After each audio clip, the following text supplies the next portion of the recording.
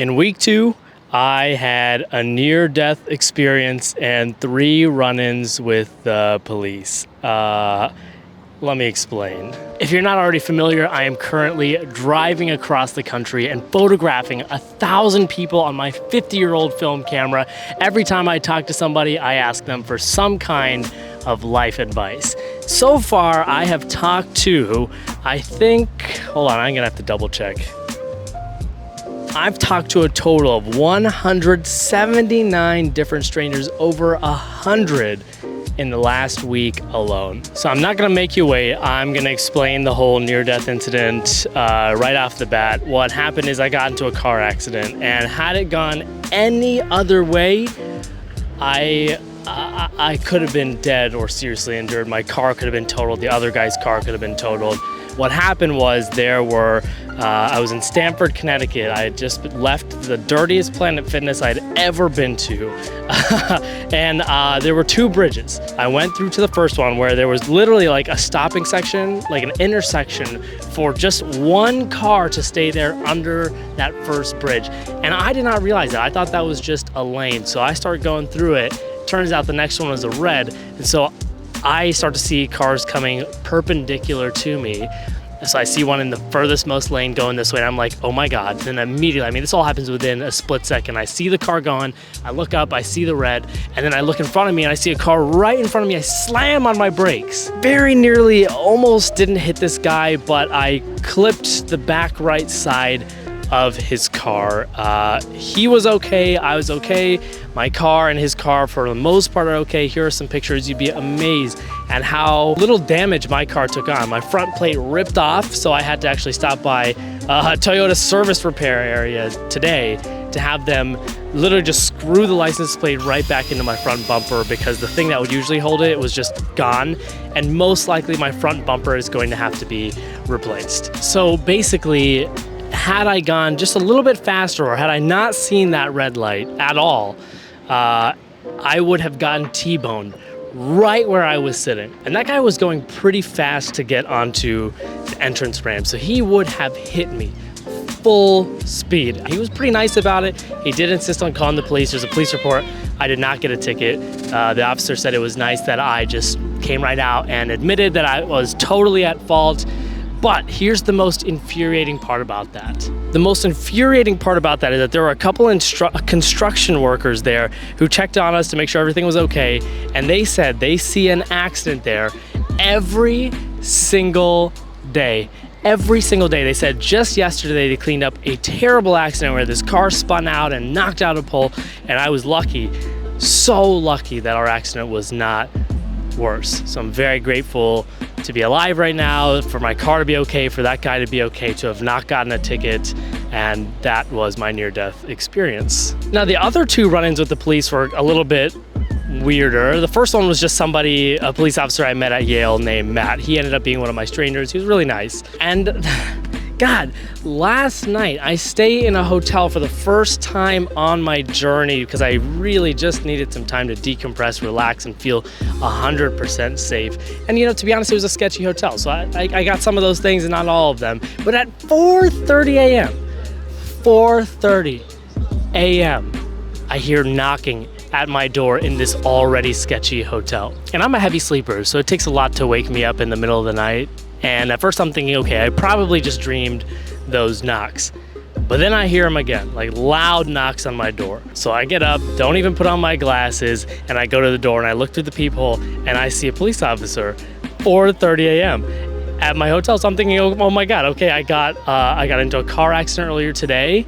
I am way, way, way far away from where it happened, but here at my door is a police officer. And I without even opening the door, I said, hello. He goes, yeah, police department. So I opened the door just a little bit and I say, can I help you? And he goes, did you call an ambulance? No, I did not call an ambulance at 4:30 a.m. in the middle of my sleep at this hotel.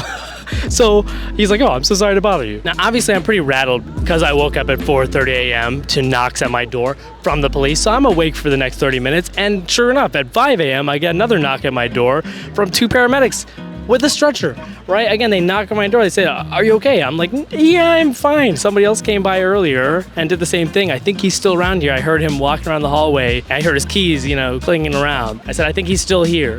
And turns out the person next to me, something had happened. All I could hear was that he needed more oxygen and they had to roll him out on a stretcher. But I'm good, everything's good, and well, here are the states I've been to in the last week. I'm gonna have to read off the list because I kind of forget. I have been to Maine, Massachusetts, Rhode Island, Connecticut, New York, New Jersey. That's where I am right now. Shout out to Jersey Shore, brother. Yeah, dude, I'm giving the shout out to Jersey Shore. I'm from Ohio, man. Oh, really? Yeah. And that doesn't include all the other states that I've been to, like Ohio, Michigan, Pennsylvania. I was in Buffalo, New York. I drove across New York, went through Vermont, New Hampshire, and then my last update was in Maine, where I started this past week. In the past week alone, I have talked to over 100 people. I think exactly it's 101 different people across all of those states, which is pretty insane. Some of the best advice I've gotten so far, actually one of them was less than an hour ago. I talked to somebody here on the Jersey Shore, and he told me about how he had to learn the hard way that you should never go to bed leaving an argument unresolved or with bad feelings, because he lost his father, who was decently healthy, in the middle of the night after they had an argument. And he said he's healed from it now, right? He's healed from it now, he's okay, but he had to learn that lesson the hard way. Now, two of the themes that I've heard quite a bit in the past week especially have been about cutting out the friends that you know are fake or using you or who have betrayed your trust. It sounds like a lot of people have wasted their time with bad friends, and they know that now, right? That's something they wish they could have told themselves when they're younger, because a lot of people have talked about how they saw the red flags and they ignored them and chose to be friends with these people anyway. And the second theme that I've heard this week quite a bit is not to rush into things in your 20s and 30s. So many people have talked about being in that hustle culture in their 20s and 30s, going after these huge goals, and now being here and realizing they didn't even appreciate the moment. They were just hustling. They were just going. They were just going. And it's kind of sad for them to think about how they could have used their 20s and 30s and have made more memories with friends and things like that.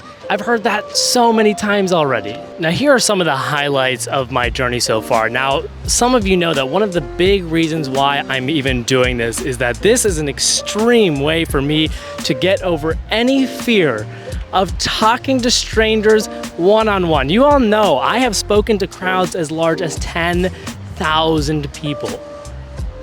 And yet I can't have a normal conversation with a total stranger on a whim? That's what I'm trying to get over. And one of the highlights so far was actually last weekend when I was editing last week's update. I was at a Dunkin' for like 6 hours. One of those hours was with a total stranger who I had no intention of talking to. He had walked in, he wasn't really doing anything. I just, without even thinking, I turned over to him and I said, "Hey, can I tell you about my project?" And I gave him my spiel, and he ended up telling me his whole life story. My Patreon supporters saw a written description of what he told me, which was just incredible because, again, he was just sitting there, and I was just sitting there. We had no reason to connect whatsoever, but we did because we are humans.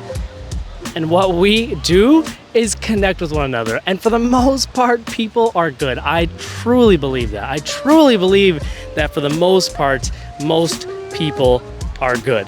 Michael was an awesome one. I was so energized by our 1 hour conversation. I ended up having another 1 hour conversation with someone named Alfie, another person who I had no intentions of talking to. I was literally packing up my stuff to get into my car when I saw him get out of his car next to me with his huge dog. And I just asked him about his dog. Again, I did not even think about it. Imran from even 2 weeks ago would not have done this. I just said, "I like your dog. What's his name?" Turns out it's Debo, short for Diablo. And Alfie and I and Debo took a 1 hour walk around this park and talked about the interconnectedness of life. We talked about our childhoods. He told me about the ways he has learned about energy and reading people's energy and understanding it, knowing his own. He talked about how even for his sisters, he does not let his sisters into his own house because they have bad energy. He loves them to death. He has fun with them when they go on vacation, but they are not allowed in his house because when they come and leave, he has nightmares. And he doesn't have nightmares for any other reason at any other time. And so we had this amazing heart-to-heart because I feel very similarly to Alfie. I feel like I'm somebody who really senses energies more than others. I feel like I know when my friends are about to make mistakes or when someone's making a poor decision. And something I've had to learn the hard way the last few years is to let people bump their own head, as one of my strangers described it. Sometimes you gotta let people bump their own head. So when I see my friends making mistakes that I know are gonna be mistakes because I just feel it, and I'm almost always right, I've learned to just let it happen, and I'm there for them no matter what. And so Alfie was like this amazing person to validate those feelings that I've had before. Newport was another good one. I think if you can see a theme here, I tend to be drawn to bodies of water. I love Newport. I used to actually date somebody who lived in Newport for a little bit, and I loved visiting her, to be honest. So it was nice to go back on my own and have a beautiful time there. Here's a photo of me that I think is kind of legendary with a giant sailboat in the background and the Pell Bridge, otherwise known as the Newport Bridge. Another highlight, I did laundry for the first time on this journey, which was nice. I woke up very early and did it at a laundromat, and if you can believe it, I fit all my clothes for this journey into one duffel bag, and I am typically an overpacker, so that is a big accomplishment for me. Look at this stick, just you and me here at this beach, Jersey Shore. Shout out Jersey Shore. Okay, I also slept at a hotel for the first time. My God, I needed that so bad after sleeping in my car for 10 days. God, I hope I never take a mattress for granted ever again. Finally got a chance to sleep in a hotel where, like I said at the beginning, I felt mostly safe at. It was a little bit of a sketchy hotel. I was fine. Nothing bad happened except for being woken up at 4:30 a.m. by the police and paramedics. A minor setback in my sleep. And today I met my friend Rebecca from TikTok. We have made friends on TikTok, and I knew she was in New Jersey. Sent her a message the night before. I ended up meeting her here in person. I actually was not gonna be here at the Jersey Shore until I said, like, hey, let's meet up and be friends in real life. And she goes, yeah, me and my boyfriend are gonna be here. I'm gonna be painting. So we met up, we had some pizza. I tried Jersey pizza for the first time, and oh yeah, I mean, it's just like really cool to understand that the internet can bring really cool people together. She's an artist, I'm an artist. She has a way bigger following than I do, but she's so nice and genuine, and her boyfriend was awesome too. I was like, these are gonna be my good friends for a long time, I think. Shout out Rebecca and TJ. So nice to meet you guys. Some of the challenges I've faced so far, I'm really struggling with figuring out the right pace because, as you can tell, I am going fast. I am zooming through this journey. And I am taking time to reflect, and I have a lot of time to myself in the car and things like that. But I think, for example, the car crash, which it was another big challenge, was a sign from the universe to literally and mentally just slow down. I've given myself 100 days, and at the pace that I'm going at, I'm going to complete this trip in more like 70. And that's okay as long as I'm still appreciating the journey, not deteriorating the quality of it, and just taking the time to reflect on how glad I am that I made the decision to go way out of my way to do this trip. Yeah, that's the pace. I'm struggling with figuring out the right pace, but I will figure it out. Today's a good pace example day. I decided only to talk to 10 people in New Jersey here and spend the rest of the day creating this video and then editing it and just enjoying where I am, enjoying the moment, the way that a lot of other strangers have advised me to do. Connecticut as a whole felt like a big challenge because, number one, the first rest area that I stayed at, which was the night before I even talked to anybody, that rest area had like 10 parking spots compared to the other rest areas I had stayed at, which had like hundreds. So I was like, okay, I'm probably gonna get kicked out tonight. But I didn't. It was fine. Everything was fine. And then I went to Hartford, and Hartford was pretty intense, I'm not gonna lie. And I went to Hartford because when my parents were brand new immigrants to the United States and were dirt poor, they lived in Hartford. I needed to at least experience it for an hour, which is what I did, and then I noped out of there. I'm gonna be honest. Hartford, I'm sorry, Hartford. That was, I don't know. Like the way I've described it to some people is that as a brown man in America, I know when people are staring at me because of the color of my skin, and then I can, differentiate the different types of staring. What I was getting a lot of in Hartford was that guy is holding some expensive stuff. that's the kind of staring I was getting in Hartford, which didn't make me feel great. You know, morale is still high despite the constant challenges. I knew that this whole journey was going to be one constant challenge, and that's exactly what it has been, right? Every single day is getting over the nerves of talking to strangers, figuring out where I'm going to go to talk to strangers, then figuring out where I'm going to sleep if I'm safe there, and figuring out where to park, how to pay for it, am I on budget, am I allowed to go out to eat a little bit today, or should I not because I need to eat the food that I have. And it's just, you know, that is only like a fraction of the things I worry about every single day. It is extremely, extremely stressful, and I am just powering through it. It is putting me so far out of my comfort zone, and my comfort zone is being forced to expand. And that is an amazing thing to happen. It is just like, you know, sometimes it takes years to feel growth. I'm feeling growth in the first 2 weeks. That's insane, and it makes me grateful for the journey. And every time that I have thought to myself, why the hell am I even doing this? Why am I putting myself through so much stress? I remind myself that I believe in this idea. I believe in this art project, this series that's exploring the idea of regret through a lens of advice, and an idea that I believe in, that is that collectively we fully understand the meaning of life. We fully understand the meaning of life, and I am just putting together 1,000 pieces of that infinite puzzle to get a little bit closer to understanding what that meaning is and how to make the most of life itself. And one last thing, you want to know what else is keeping me going?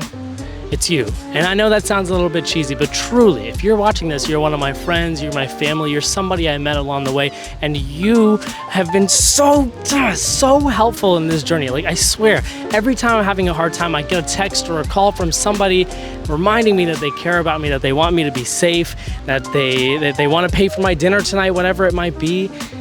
And I swear, I almost start crying every single time because I'm stressed and emotionally, you know, taxed.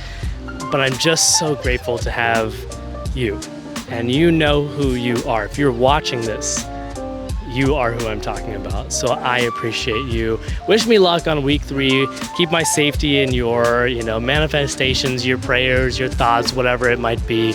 I promise you I will stay even safer than I have been over the next week, and stay tuned for what will surely be an even more extraordinary weekly update. Thank you so much, and I'll see you in the next video.